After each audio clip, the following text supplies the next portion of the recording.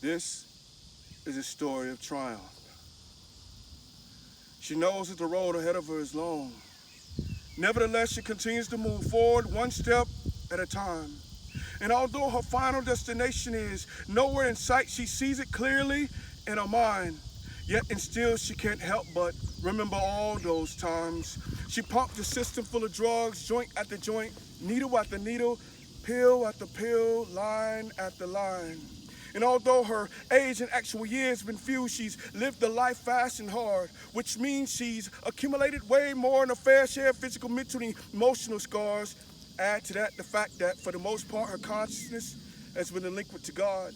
Real friends, she thought she had some, but in reality, she had none. Still, in her need to see these people as her friends, she continually put her trust in them until one day they took everything she had, left her in an abandoned house full, physically naked, spiritually broken, and emotionally sad. For days, she walked around in a daze. And when she finally got up enough spirit to pray, her body jerked away because of the drugs she found that her body had fallen prey. And over this, it's worth shedding a tear too, because Shanda really is a beautiful sister.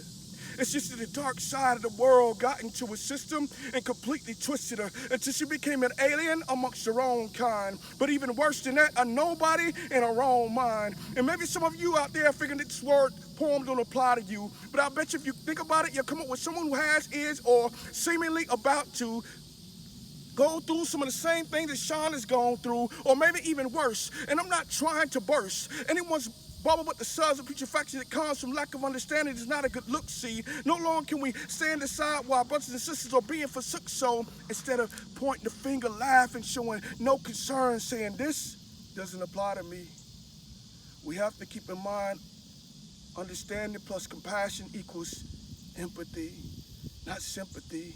And this leads me back to the sister Shanda.